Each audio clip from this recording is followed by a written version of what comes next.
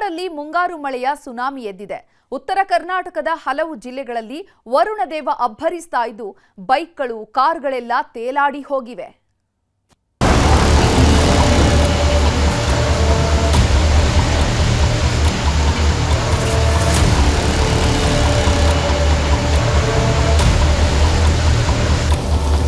ಶಿವ ಈ ಮಳೆ ದೃಶ್ಯಗಳನ್ನ ನೋಡ್ತಿದ್ರೇನೆ ಮೈ ಜುಮ್ ಅನಿಸ್ತಿದೆ.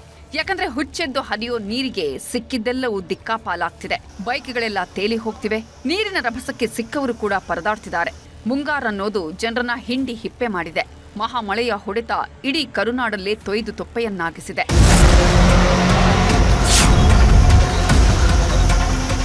ಮುಂಗಾರು ಹೊಡೆತ ಹೇಗಿದೆ ನೋಡಿ. ಬೆಳಗಾವಿಯಲ್ಲಿ ಸುರಿತಿರೋದು ಬರೀ ಮಳೆಯಲ್ಲ, ಮಾಯದ ಮಳೆ. ಬಿಟ್ಟು ಬಿಡದೆ ಸುರಿತಿರೋ ಮಹಾಮಳೆ ಮುಂಗಾರಿನ ಹೊಡೆತಕ್ಕೆ ಬೆಳಗಾವಿಯಲ್ಲಿ ಸಾಲು ಸಾಲು ಅನಾಹುತಗಳನ್ನ ಸೃಷ್ಟಿ ಮಾಡಿದೆ. ಬೈಲಹೊಂಗಲ ಪಟ್ಟಣದಲ್ಲಿ ಮೇಲಿಂದ ಮೇಲೆ ಬೀಳ್ತಿರೋ ಮಳೆ ಜನರ ಬದುಕನ್ನ ಹಿಂಡಿ ಹಿಪ್ಪೆ ಮಾಡಿದೆ. ರಸ್ತೆಗಳೆಲ್ಲ ಕೆರೆಗಳಂತಾಗಿದ್ದು ಬೈಕ್ಗಳೆಲ್ಲ ತೇಲಾಡಿ ಹೋಗಿವೆ.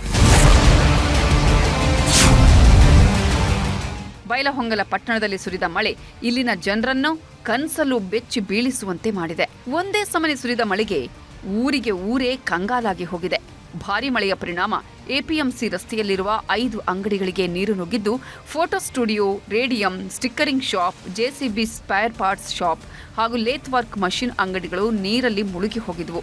ಇದರ ಪರಿಣಾಮ ಲಕ್ಷಾಂತರ ರೂಪಾಯಿ ಮೌಲ್ಯದ ವಸ್ತುಗಳೆಲ್ಲ ಹಾಳಾಗಿ ಹೋಗಿವೆ. ಇಷ್ಟೆಲ್ಲ ಅನಾಹುತ ಆದರೂ ಸ್ಥಳಕ್ಕೆ ಬಾರದ ನಗರಸಭೆ, ಸ್ಥಳೀಯ ಶಾಸಕರ ವಿರುದ್ಧ ಸ್ಥಳೀಯರು ಪ್ರತಿಭಟನೆ ನಡೆಸಿದರು. 3 ಗಂಟೆ ಸುಮಾರು ಮಳೆ ಬಂತ್ರಿ. ಒಂದು 2 ತಾಸು ಕಂಟಿನ್ಯೂ ಆಯಿತು. ಮತ್ತು ಇಲ್ಲಿ ನೀರು ಬಂದು ಹೊರಗಡೆ ಹೊಂಟಿತ್ತು. ಅದಾದರೂ ಎಲ್ಲ ಅಂಗಡಿಗಳಂತೂ ಬಂದದವ್ರಿ. ನಮ್ಮದು ಕ್ಯಾಮ್ರಾ ಮತ್ತು ಕಂಪ್ಯೂಟರ್ ಐಟಮ್ಸ್ ಅದಾವ್ರಿ, ಅವೆಲ್ಲ ಲಾಸ್ ಆಗ್ಯಾವ್ರಿ ಸರ್. ಈ ಟೈಪ್ ನಾವು ಮಳೆ ನೋಡಿರ್ಕಿಲ್ಲ. ಸಿಕ್ಕಾಪಟ್ಟೆ ಮಳೆ ಆಗಿದ್ದಾರೆ. ಮತ್ತು ಇಲ್ಲಿ ರೋಡ ಮ್ಯಾಲಿದೆಯಲ್ಲ, ಅದರಿಂದ ರೋಡಿನ ನೀರೆಲ್ಲ ಇಲ್ಲಿ ಬಂತ್ರಿ. ರೋಡನ್ನು ಸರಿಯಾಗಿ ಇದಾಗಿಲ್ಲ. ಡಿವೈಡರ್ ಏನಿದೆಯಲ್ಲ, ಈ ಡಿವೈಡರಿಂದ ನೀರೆಲ್ಲ ಈ ಕಡೆನೇ ಬರ್ತಾಯಿತ್ತು ನೀರು.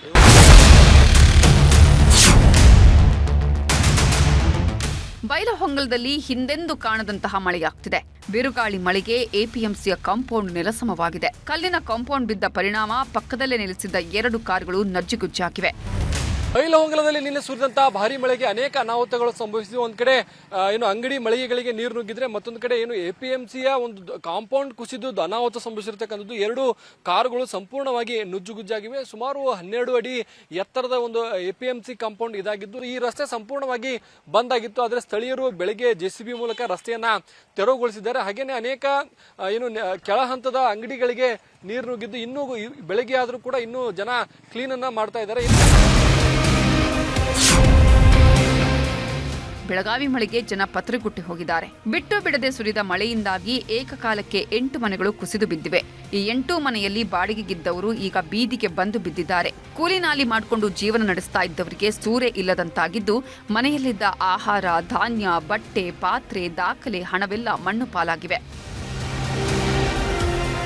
ಇನ್ನು ಮಧ್ಯಾಹ್ನ ಕಡೆಯಿಂದ ಮಳೆ ಆಗೈತ್ರಿ ಸರ್. ಸಾಯಂಕಾಲ 3 ಗಂಟೆಯಿಂದ ಆಗೈತ್ರಿ. ಧಾರಾಕಾರ ಮಳೆ ಆಗೈತ್ರಿ. ಹಿಂಗಾಗಿ ಗೋಡೆ ಕುಸಿದ ಎಲ್ಲಾ ಕಡೆಯಿಂದ ನೀರ್ ಹರಿದ್ ಬಂದೈತ್ರಿ. ಇಲ್ಲಿ ಸೈಡ್ ಹಳ್ಳ ಐತಿ, ಎಲ್ಲಾ ಹಳ್ಳ ನೀರೆಲ್ಲ ಬಿದ್ದೈತ್ರಿ. ಎಲ್ಲಾ ಇದಾಗೈತಿ. ಮನ್ಯಾಗಿನ ಜಾಡ್ನಿ ಏನು ಉಳಿದಿಲ್ಲ. ಇವೆಲ್ಲ ಇಲ್ಲಿ ಎಷ್ಟು ಮನಿ ಅದ, ಅಷ್ಟು ಮನಿ ಅದ. 8 ಮನಿ ಅದ. 8 ಮನಿ ಎಲ್ಲಾನು ಹಂಗನ ಆಗಿದಾರೆ. 8 ಮನಿ ಒಳಗನ ದುಡ್ಕೊಂಡ್ ತಿನ್ನೋರನ್ನ ಅದಾರ. ಯಾರು ಸುಮ್ಮ ಹುಡುಗರು ಸಾಲಿಗೆ ಎಲ್ಲಾರು ಯಾವ ಮಕ್ಕಳದು ಯಾವ ಇಲ್ಲಿಲ್ಲ, ಅದ ಒಂದ ಚಲೋ ರೀ. ಆ ಟೈಮ್ನಾಗ ಯಾರಿಗೆ ಏನಾಗಿದೆ. ಬೆಳಗಾವಿ ಜಿಲ್ಲೆಯಲ್ಲಿ ಮೇಲಿಂದ ಮೇಲೆ ಮಳೆಯಾಗ್ತಿದೆ. ಹೀಗಾಗಿ ಮುನ್ನೆಚ್ಚರಿಕಾ ಕ್ರಮ ಕೈಗೊಳ್ಳಲಾಗ್ತಿದೆ. ಚಿಕ್ಕೋಡಿ ಹಾಗೂ ನಿಪ್ಪಾಣಿ ತಾಲೂಕಿನಲ್ಲಿ ಕೃಷ್ಣಾ, ದೂದ್ಗಂಗಾ, ವೇದಗಂಗಾ ಸೇರಿ ಒಟ್ಟು 3 ಪ್ರಮುಖ ನದಿಗಳು ಹರಿಯುತ್ತವೆ. ಮಳೆಯ ರೌದ್ರಾವತಾರ ಶುರುವಾಗ್ತಿದ್ದಂತೆ ನೀರಿನ ಮಟ್ಟ ಕ್ಷಣ ಕ್ಷಣಕ್ಕೂ ಏರಿಕೆಯಾಗುತ್ತಾ ಹೋಗುತ್ತೆ. ಹೀಗಾಗಿ ಪ್ರವಾಹ ಎದುರಿಸಲು ತಾಲೂಕು ಆಡಳಿತದಿಂದ ಒಟ್ಟು 14 ಬೋಟ್ಗಳು, 30 ಎನ್ಡಿಆರ್ಎಫ್ ಸಿಬ್ಬಂದಿಯನ್ನ ನಿಯೋಜನೆ ಮಾಡಲಾಗಿದ್ದು, 38 ಪರಿಹಾರ ಕೇಂದ್ರಗಳನ್ನ ಗುರುತು ಮಾಡಿದ್ದಾರೆ. ಈಗಾಗಲೇ ನಾವು ಬೋಟಿನ ವ್ಯವಸ್ಥೆನ ಕೂಡ ಮಾಡಿದ್ದೀವಿ. ಒಟ್ಟು 14 ಬೋಟ್ಗಳಿದ್ದಾವೆ. ಫೈರ್ ಬ್ರಿಗೇಡ್ ಆಫೀಸಿಂದ, ಅಗ್ನಿಶಾಮಕದಿಂದ ಅವ್ರದ್ದು ಒಂದು ಬೋಟ್ ಇದೆ, ಅವ್ರದ್ದು ಕೂಡ ಸಿಬ್ಬಂದಿ ಇದ್ದಾರೆ, ಅವ್ರದ್ದು ಕೂಡ ನಾವು ಉಪಯೋಗ ಮಾಡ್ತೀವಿ. ಅದಲ್ಲದೆ NDRF ಬಂದಿದ್ದಾರೆ. NDRF 30 ಜನ ನಮ್ಮ ಸಿಬ್ಬಂದಿಗಳು ಬಂದಿದ್ದಾರೆ. ಇದಲ್ಲದೆ ನಮ್ಮಲ್ಲಿ ಬರ್ತಕ್ಕಂಥ ಜನರಿಗೆ ನಾವು ಪರಿಹಾರ ಕೇಂದ್ರವನ್ನು ಮಾಡಿಸ್ತಾ ಇದ್ದೀವಿ. ಒಟ್ಟು 38 ಪರಿಹಾರ ಕೇಂದ್ರಗಳನ್ನು ನಾವು ಲಾಸ್ಟ್ ಟೈಮ್ ಮಾಡಿದ್ದೀವಿ. ಬಾಗಲಕೋಟೆ ಜಿಲ್ಲೆಯಲ್ಲೂ ಭಾರೀ ಮಳೆಯಾಗಿದೆ. ವರುಣನ ಹೊಡೆತಕ್ಕೆ ಹಳ್ಳ ಕೊಳ್ಳಗಳೆಲ್ಲ ಹುಚ್ಚೆದ್ದು ಹರಿಯುತ್ತಿದೆ. ನಾವಲಗಿ ಗ್ರಾಮದ ಬಳಿ ನೀರು ಧುಮ್ಮಿಕ್ಕಿ ಹರಿಯುತ್ತಿದ್ದು ಅನ್ನದಾತರು ಫುಲ್ ಖುಷಿಯಾಗಿದ್ದಾರೆ. ಹೀಗಾಗಿ ಹಂತಿ ಪದ ಹಾಡಿ ಸಂಭ್ರಮಿಸಿದ್ದಾರೆ.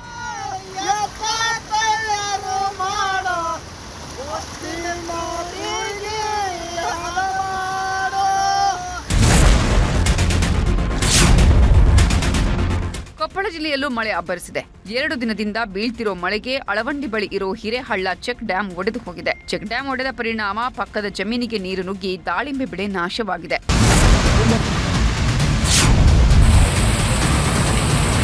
ವಿಜಯಪುರದಲ್ಲೂ ಭರ್ಜರಿ ಮಳೆಯಾಗಿದೆ. ಬಸವನ ಬಾಗೇವಾಡಿ, ತಿಕೋಟ, ಮುದ್ದೆಬಿಹಾಳ ಸೇರಿದಂತೆ ಹಲವು ಕಡೆ ಬಿರುಗಾಳಿ ಸಹಿತ ಮಳೆ ಬಿದ್ದ ಪರಿಣಾಮ ವಿದ್ಯುತ್ ಸಂಪರ್ಕ ಕಟ್ ಆಗಿದೆ. ಹಾವೇರಿ ಜಿಲ್ಲೆಯ ರಟ್ಟಿಹಳ್ಳಿ ಭಾಗದಲ್ಲೂ ವರುಣನ ಅಬ್ಬರ ಜೋರಾಗಿದೆ. ಮಳೆಯಿಂದಾಗಿ ರಸ್ತೆಗಳಲ್ಲಿ ನೀರು ಪಾಲಾಗಿದ್ದು ಜನಜೀವನ ಅಸ್ತವ್ಯಸ್ತವಾಗಿದೆ. ಕೆಲವೆಡೆ ತಗ್ಗು ಪ್ರದೇಶಗಳಲ್ಲಿ ನೀರು ನುಗ್ಗುವ ಭೀತಿ ಎದುರಾಗಿದೆ.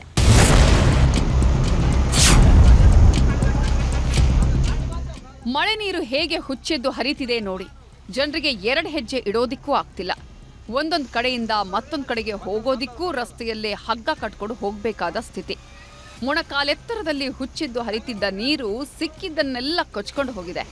ಯಾದಗಿರಿ ಜಿಲ್ಲೆಯ ಹುಣಸಗಿ ತಾಲೂಕಿನ ಅಮಲಿಹಾಳದಲ್ಲಿ ಬಿದ್ದಂತಹ ಮಳೆಗೆ ಜನ ದಿಕ್ಕೆಟ್ಟು ಹೋಗಿದ್ದಾರೆ.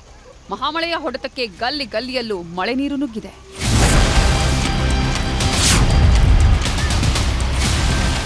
ಮಳೆ ಹೊಡೆತಕ್ಕೆ ಚಿತ್ರದುರ್ಗ ಜಿಲ್ಲೆ ತೊಯ್ದ ತೊಪ್ಪೆಯಂತಾಗಿದೆ. ಧಾರಾಕಾರ ಮಳೆಗೆ ಚಳ್ಳಕೆರೆ ತಾಲೂಕಿನ ಎನ್ ದೇವರಹಳ್ಳಿಯ ಹಳ್ಳ ತುಂಬಿ ಹರಿಯುತ್ತಿದ್ದು ಹಳ್ಳ ಭರ್ತಿಯಾಗಿದ್ದರಿಂದ ರಸ್ತೆ ಮೇಲೆಲ್ಲ ನೀರು ಹರಿತಾ ಇದೆ.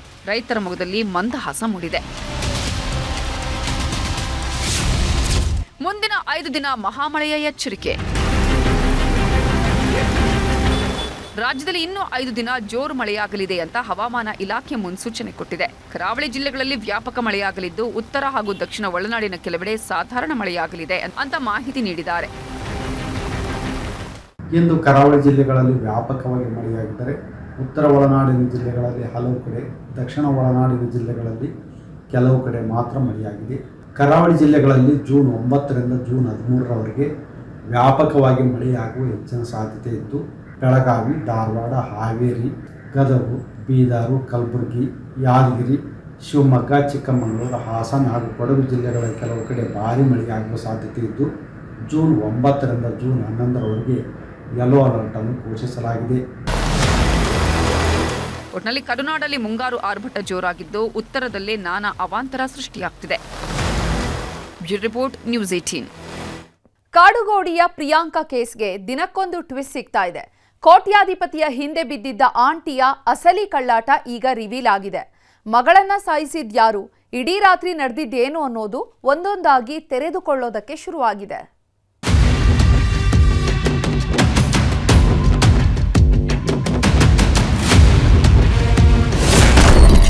ಕಾಡುಗೋಡಿ ಕೋಮಲೆ ಪ್ರಿಯಕರನ ಪಾಲಿನ ಮಧುಬಾಲೆ. ಪ್ರಿಯಕರನ ಮೋಹ ಮಗಳ ಹೆಣಬಿದ್ರೂ ಮಾಡಿದ್ಲು ನಾಟಕ. ಈ ರಸಗುಲ್ಲ ಆಂಟಿಯ ರಂಗಿಲ ಕಹಾನಿ ನಿಲ್ಲೋ ಹಾಗೆ ಕಾಣುತ್ತಿಲ್ಲ ಬಿಡಿ. ದಿನಕ್ಕೊಂದರಂತೆ ತೆರೆದುಕೊಳ್ಳುತ್ತಿರುವ ಪ್ರೇಮ ಪುರಾಣ ಕೇಳುಗರನ್ನ ಬೆಚ್ಚಿ ಬೀಳಿಸ್ತಿದೆ.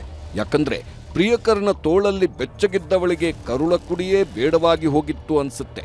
ಕಾಮದ ಮೋಹ ಅನ್ನೋದು ಈಕೆಯ ಕಣ್ಣನ್ನೇ ಮುಚ್ಚಿಸಿತ್ತು. ಹೀಗಾಗಿಯೇ ಮಗು ಹೆಣವಾಗಿ ಮಲಗಿದ್ರು ಹಸಿ ಹಸಿ ನಾಟಕ ಆಡಿದ್ಲು ಅನ್ನೋ ಆರೋಪ ಕೇಳಿ ಬರ್ತಿದೆ. ಪ್ರಿಯಕರ ಅನ್ನಿಸ್ಕೊಂಡವನೇ ಕೊಂದು ಮಲಗಿಸಿದ್ರು. ಪ್ರಿಯಕರನನ್ನ ಬಿಡೋದಕ್ಕೆ ರೆಡಿ ಇರಲಿಲ್ಲ. ಕಾಡುಗೋಡಿಯ 6 ವರ್ಷದ ಬಾಲಕಿಯ ಹತ್ಯೆ ಪ್ರಕರಣಕ್ಕೆ ಈಗ ಮೇಜರ್ ಟ್ವಿಸ್ಟ್ ಸಿಕ್ಕಿದೆ. ಆಂಟಿ ಪ್ರಿಯಕರನೇ ಬಾಲಕಿಯನ್ನ ಕೊಂದಿದ್ದು ಅನ್ನೋ ಮಾಹಿತಿ ಹೊರಬಿದ್ದಿದೆ.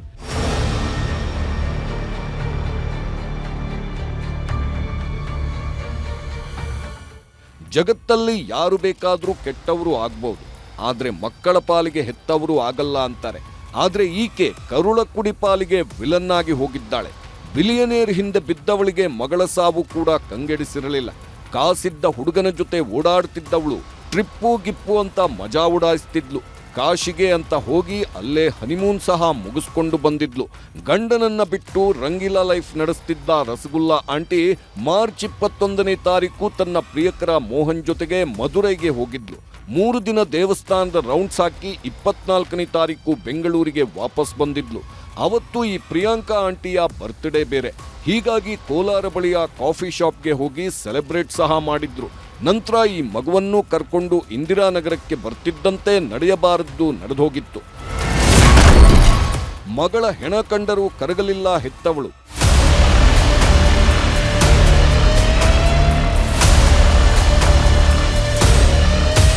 ಸುಮಾರು 8 ಗಂಟೆ ಹೊತ್ತಿಗೆ ಇಂದಿರಾನಗರಕ್ಕೆ ಬರ್ತಿದ್ದಂತೆ ಪ್ರಿಯಾಂಕಾ ಆಂಟಿಗೆ ಶಾಪಿಂಗ್ ಮಾಡೋ ಮೂಡ್ ಬಂದಿದೆ. ಹೀಗಾಗಿ ಮಗುವನ್ನ ತನ್ನ ಲವರ್ ಬಳಿ ಬಿಟ್ಟು ಶಾಪಿಂಗ್ ಮಾಡುವುದಕ್ಕೆ ಹೋಗಿದ್ದಾಳೆ. ಈ ವೇಳೆ ಮಗು ಹಾಗೂ ಮೋಹನ್ ಕಾರ್ನಲ್ಲೇ ಇದ್ರು. ಐಸ್ ಕ್ರೀಮ್ ನೋಡ್ತಿದ್ದಂತೆ ಮಗುವಿಗೆ ಐಸ್ ಕ್ರೀಮ್ ತಿನ್ನೋ ಆಸೆಯಾಗಿದೆ. ಹೀಗಾಗಿ ಐಸ್ ಕ್ರೀಮ್ ಕೊಡಿಸಿ ಅಂತ ಕೇಳುತ್ತಿದ್ದಂತೆ ಈತನೇ ತಂದು ಕೊಟ್ಟಿದ್ದ. ಆದ್ರೆ ಅದ್ಯಾಕೋ ಈ ಮಗುವಿಗೆ ಇಷ್ಟ ಆಗಿರಲಿಲ್ಲ. ಹೀಗಾಗಿ ಇದು ಬೇಡ, ಬೇರೆ ಐಸ್ ಕ್ರೀಮ್ ಬೇಕು ಅಂತ ಪಟ್ಟು ಹಿಡಿದಿತ್ತು. ಇದು ಮೋಹನನ ಪಿತ್ತ ನೆತ್ತಿಗೇರಿಸಿದೆ. ಸಿಟ್ಟಲ್ಲಿದ್ದವ ಮನಸ್ಸೋ ಇಚ್ಛೆ ಹಲ್ಲೆ ಮಾಡಿ ಹೊಟ್ಟೆ ಭಾಗಕ್ಕೆ ಒದ್ದಿದ್ದಾನೆ. ನೋವು ಅಂತ ಮಗು ಚೀರಾಡುತ್ತಿದ್ದಂತೆ ಬಿಗಿಯಾಗಿ ಬಾಯಿ ಹಿಡ್ಕೊಂಡಿದ್ದಾನೆ. ಹೀಗಾಗಿ ಅಲ್ಲೇ ಉಸಿರುಗಟ್ಟಿ ಸಾವನ್ನಪ್ಪಿದೆ.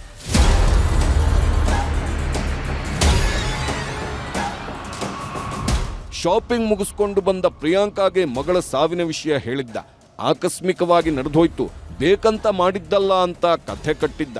ಇದನ್ನ ಕೇಳಿದ ಪ್ರಿಯಾಂಕಾ ಮರು ಮಾತಾಡಿರಲಿಲ್ಲ. ಸೀದಾ ತಾವಿದ್ದ ವಿಲ್ಲಾಗೆ ಕರ್ಕೊಂಡು ಹೋಗಿದ್ದಾರೆ. ರಾತ್ರಿಯೆಲ್ಲ ಮೃತದೇಹವನ್ನ ತಮ್ಮ ಬಳಿಯೇ ಇಟ್ಕೊಂಡು ತಪ್ಪಿಸ್ಕೊಳ್ಳೋ ಪ್ಲಾನ್ ಮಾಡಿದ್ದಾರೆ. ಆದ್ರೆ ಏನೂ ತೋಚಿಲ್ಲ. ಹೀಗಾಗಿ ಬೆಳಿಗ್ಗೆ ಆಗ್ತಿದ್ದಂತೆ ಖಾಸಗಿ ಆಸ್ಪತ್ರೆಗೆ ಕರ್ಕೊಂಡು ಹೋಗಿ ಮಲಗಿದ್ದ ಮಗು ಎದ್ದಿಲ್ಲ, ಮೆಟ್ಟಿಲ ಮೇಲಿಂದ ಬಿದ್ದಿತ್ತು, ಮಲಗಿಸಿದ್ವಿ ಅಂತ ಕಥೆ ಕಟ್ಟಿದ್ರು. ವೈದ್ಯರು ಪರೀಕ್ಷೆ ಮಾಡ್ತಿದ್ದಂತೆ ಮಗು ಸಾವನ್ನಪ್ಪಿರೋದು ಗೊತ್ತಾಗಿತ್ತು. ಯಾವಾಗ ಮಗು ಇನ್ನಿಲ್ಲ ಅಂದ್ರೋ ಪ್ರಿಯಾಂಕಾ ಆಂಟಿ ಹಸಿ ನಾಟಕ ಆಡಿದ್ಲು. ಅಯ್ಯೋ ನನ್ನ ಮಗಳು ಸತ್ತೋದ್ಲಾ ಅಂತ ಹೈಡ್ರಾಮಾ ಮಾಡಿದ್ಲು. ಪೋಸ್ಟ್ ಮಾರ್ಟಮ್ ರಿಪೋರ್ಟ್ ಬಂದ್ರೂ ಹೆಣ್ಮಗಳ ತಂದೆಗೆ ಅನುಮಾನ ಹೋಗಿರಲಿಲ್ಲ. ಹೆಂಡತಿ ಮೇಲೆಯೇ ಸಂಶಯ ಕಾಡ್ತಿತ್ತು. ಹೀಗಾಗಿ ಇಂಗ್ಲೆಂಡ್ನಲ್ಲಿ ವೈದ್ಯೆಯಾಗಿದ್ದ ತನ್ನ ಅಕ್ಕನಿಗೆ ಪೋಸ್ಟ್ ಮಾರ್ಟಮ್ ರಿಪೋರ್ಟ್ ಕಳಿಸಿದ್ದ. ಇದನ್ನ ನೋಡ್ತಿದ್ದಂತೆಯೇ ಅನುಮಾನ ಬಂದಿತ್ತು. ಇದು ಸಹಜ ಸಾವಲ್ಲ ಅಂದಿದ್ರಂತೆ. ಹೀಗಾಗಿ ಕೋರ್ಟ್ ಮೂಲಕ ಕೇಸ್ ಹಾಕಿಸ್ತಿದ್ದಂತೆ ಒಂದೊಂದೇ ಕಥೆ ಬಿಚ್ಚಿಕೊಳ್ತಿದ್ದು. ಪಾಪಿ ತಾಯಿ ಮಾತ್ರ ಯಾರ ಕೈಗೂ ಸಿಗದಂತೆ ಎಸ್ಕೇಪ್ ಆಗಿದ್ದಾಳೆ. Gangadhar ವಾಗಟ, crime bureau, news 18. ಆ ಹೆಣ್ಮಗಳಿಗೆ 41 ವರ್ಷ ಆಗಿತ್ತು. ಗಂಡನ ಕಾಟ ತಾಳಲಾರದೆ ಏಕಾಏಕಿ ತವರು ಮನೆಗೆ ಹೊರಟು ಬಂದಿದ್ಲು.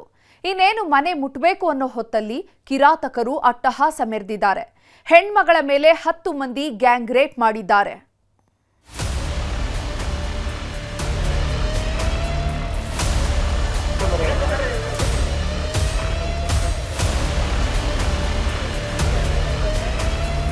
ಎಲ್ಲ ರೀತಿಯಿಂದ ಈ ತನಿಖೆಯನ್ನು ನಾವು ಕೈಗೊಂಡಿದ್ದೇವೆ. ಸದ್ಯಕ್ಕೆ 10 ಜನ ಆರೋಪಿತರನ್ನ ಗಸ್ತಿಗೆ ಮಾಡ್ಕೊಂಡು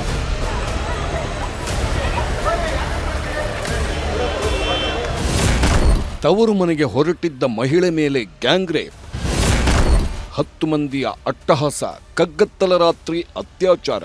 ಸರ್ಕಾರ ಅದೆಂಥದ್ದೇ ಕಾನೂನು ತರಲಿ, ಪೊಲೀಸರು ಅದೆಷ್ಟೇ ಎಚ್ಚರಿಕೆಯ ಪಾಠ ಮಾಡಲಿ, ಆದರೆ ಈ ಕಾಮುಕರ ಸಂತತಿ ಮಾತ್ರ ಕಮ್ಮಿ ಆಗ್ತಿಲ್ಲ. ಕಂಡೋರ್ ಮನೆಯ ಹೆಣ್ಮಕ್ಕಳನ್ನ ಹುರಿದು ಮುಕ್ಕೋರಿಗೆ ಬುದ್ಧಿ ಬರ್ತಿಲ್ಲ.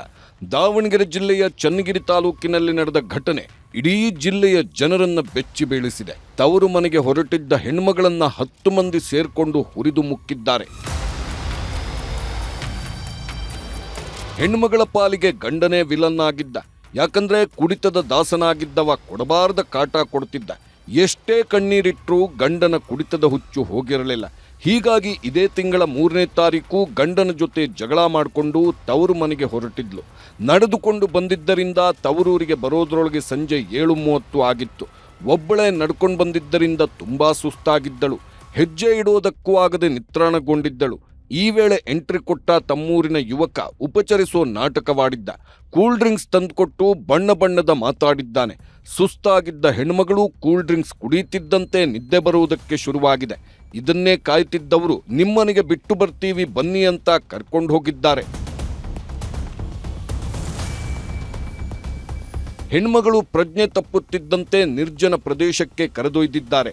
ಈ ವೇಳೆ 8 ಜನರ ಟೀಮ್ ರೆಡಿಯಾಗಿ ಬಂದಿತ್ತು. ಹೆಣ್ಮಗಳನ್ನ ನೋಡುತ್ತಿದ್ದಂತೆ ರಣರಾಕ್ಷಸರಾಗಿದ್ದಾರೆ. ಬೆಳಗ್ಗಿನ ಜಾವದವರೆಗೂ ಸಾಮೂಹಿಕ ಅತ್ಯಾಚಾರ ಮಾಡಿದ್ದಾರೆ. ಅಲ್ಲದೆ ತಮ್ಮ ಪಾಪದ ಕೃತ್ಯವನ್ನ ಮೊಬೈಲ್ನಲ್ಲಿ ರೆಕಾರ್ಡ್ ಮಾಡಿಕೊಂಡು ವಿಕೃತಾನಂದ ಅನುಭವಿಸಿದ್ರು. ಬೆಳಗ್ಗಿನ ಜಾವ ಹೆಣ್ಮಗಳಿಗೆ ಎಚ್ಚರ ಆಗ್ತಿದ್ದಂತೆ ಜೀವವೇ ಹೋದಂತಾಗಿತ್ತು. ಕಣ್ಣೀರಿಡುತ್ತಾ ತವರು ಮನೆ ಸೇರ್ಕೊಂಡವಳು ಯಾರ ಮುಂದೆಯೂ ತನಗಾದ ಸ್ಥಿತಿಯನ್ನ ಹೇಳಿಕೊಂಡಿರಲಿಲ್ಲ. ವಿಡಿಯೋದಿಂದ ಬಯಲಾಯಿತು ಅತ್ಯಾಚಾರದ ದುಷ್ಕೃತ್ಯ. ಕಿರಾತಕರು ಅಟ್ಟಹಾಸ ಮೆರೆದು 3-4 ದಿನ ಆದರೂ ಈ ವಿಷಯ ಯಾರಿಗೂ ಗೊತ್ತಿರಲಿಲ್ಲ. ಯಾವಾಗ ಅತ್ಯಾಚಾರದ ವಿಡಿಯೋ ಹಾಗೂ ಫೋಟೋಗಳು ಹೊರಬಿದ್ವೋ ಊರು ತುಂಬ ಸುದ್ದಿಯಾಗಿದೆ. ಹೀಗಾಗಿ ಸಂತ್ರಸ್ತೆಯ ಸಂಬಂಧಿಕರು ಚನ್ನಗಿರಿ ತಾಲೂಕಿನ ಬಸವಪಟ್ಟಣ ಪೊಲೀಸ್ ಠಾಣೆ ಮೆಟ್ಟಿಲೇರಿದ್ದಾರೆ. ಪ್ರಕರಣ ದಾಖಲಿಸಿಕೊಂಡ ಖಾಕಿ ಪಡೆ ಓರ್ವ ಅಪ್ರಾಪ್ತನನ್ನು ಸೇರಿಸಿ 10 ಮಂದಿಯನ್ನ ಲಾಕ್ ಮಾಡಿದ್ದಾರೆ. ಯಾವಾಗ ಆರೋಪಿಗಳ ಕೈಗೆ ಕೋಳ ಬಿತ್ತೋ ಹೆತ್ತವರು ಓಡೋಡಿ ಬಂದಿದ್ದಾರೆ. ನಮ್ಮ ಮಕ್ಕಳು ಯಾವುದೇ ತಪ್ಪು ಮಾಡಿಲ್ಲ ಅಂತ ಪೊಲೀಸ್ ಠಾಣೆ ಮುಂದೆ ಕಣ್ಣೀರು ಸುರಿಸಿದ್ದಾರೆ. ಏನು ತಪ್ಪಲ್ಲ, ಬೇಕಂತ ನನ್ನ ಮಗನ ಮೇಲೆ ಕೇಸ್ ಹಾಕಿ ಮಾಡಿದ್ದಾರೆ ಸ್ವಾಮಿ. ನನ್ನ ಮಗ ಟ್ಯಾಕ್ರಿ ಹೊಡೆದಿದ್ದು ರೈತರ ಕೆಲಸ. ಈ ಎಲ್ಲ ಆರೋಪಿತರನ್ನು ನಾವು ವಶಕ್ಕೆ ಪಡೆದು ತೀವ್ರತರವಾಗಿ ವಿಚಾರಣೆ ಮಾಡಿ ಕೃತ್ಯಕ್ಕೆ ಸಂಬಂಧಪಟ್ಟಂತ ಎಲ್ಲ ಸಾಕ್ಷ್ಯಾಧಾರಗಳನ್ನು ಕಲೆ ಹಾಕುವ ಜೊತೆಗೆ ಎಲ್ಲ ರೀತಿಯಿಂದ ಈ ತನಿಖೆಯನ್ನು ನಾವು ಕೈಗೊಂಡಿದ್ದೇವೆ. ಸದ್ಯಕ್ಕೆ 10 ಜನ ಆರೋಪಿತರನ್ನ ದಸ್ತಗಿರಿ ಮಾಡ್ಕೊಂಡು ಕ್ರಮ ಕೈಗೊಂಡಿದ್ದೇವೆ. ಸಂತ್ರಸ್ತ ಹೆಣ್ಮಗಳಿಗೆ ವೈದ್ಯಕೀಯ ಪರೀಕ್ಷೆ ನಡೆಸಿರೋ ಪೊಲೀಸರು ರಹಸ್ಯ ಸ್ಥಳದಲ್ಲಿರಿಸಿದ್ದಾರೆ. ದುರಂತ ಅಂದ್ರೆ ಕಾಮುಕರ ಗ್ಯಾಂಗ್ನಲ್ಲಿ ಅಪ್ರಾಪ್ತ ಇದ್ದ ಅನ್ನೋದೇ ಆಘಾತಕಾರಿ ವಿಷಯ. ಹೆಣ್ಣನ್ನ ಭೋಗದ ವಸ್ತುವಿನಂತೆ ನೋಡೋ ಇಂಥವರಿಗೆ ತಕ್ಕ ಶಾಸ್ತಿ ಆಗಬೇಕಿದೆ. ಸಂಜಯ್, ನ್ಯೂಸ್ 18, ದಾವಣಗೆರೆ. ಕೇರಳದ ಕೊಟ್ಟಿಯೂರು ಕ್ಷೇತ್ರದ ಸುತ್ತ ಬಾವಲಿಕಟ್ಟು ವಿವಾದ ಸುತ್ತಿಕೊಂಡಿದೆ. ಮುಸ್ಲಿಂ ನಾಯಕ ಬಾವಲಿಕಟ್ಟು ಹಾಕಿ ಹೋಗ್ತಾ ಇದ್ದಂತೆ ಹಿಂದೂ ಮುಖಂಡರು ಕೆರಳಿ ಕೆಂಡವಾಗಿದ್ದಾರೆ.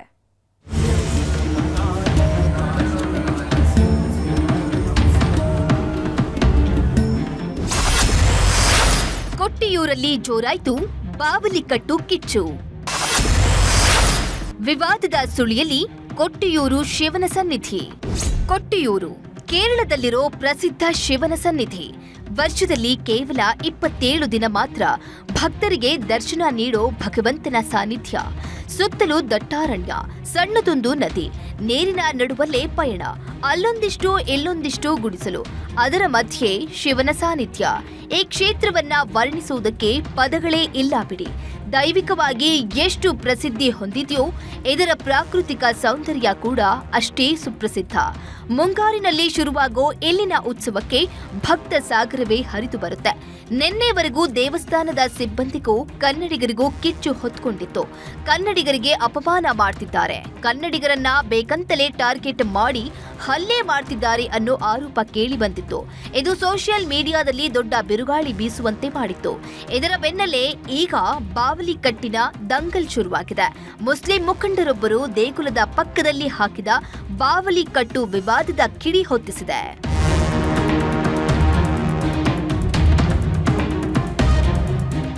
ಕೊಟ್ಟಿಯೂರು ದೇವಸ್ಥಾನ ಓಪನ್ ಆಗಿ ಜಸ್ಟ್ 9 ದಿನವಾಗಿದೆ. ಹೀಗಾಗಿ ದೇಶದ ಮೂಲೆ ಮೂಲೆಯಿಂದಲೂ ಭಕ್ತರು ಬರ್ತಿದ್ದಾರೆ. ಇಂಥ ಹೊತ್ತಲ್ಲೇ ಈಗ ಹೊಸ ಬಾವಲಿಕಟ್ಟಿನ ಕಿಚ್ಚು ಹೊತ್ಕೊಂಡಿದೆ. ದೇವಸ್ಥಾನದ ಉತ್ಸವ ಶುರುವಾಗೋ 1 ದಿನದ ಮುಂಚಿತ ನಡೆದ ಘಟನೆ ಇಡೀ ಕ್ಷೇತ್ರವನ್ನೇ ವಿವಾದದ ಸುಳಿಗೆ ಸಿಲುಕುವಂತೆ ಮಾಡಿದೆ.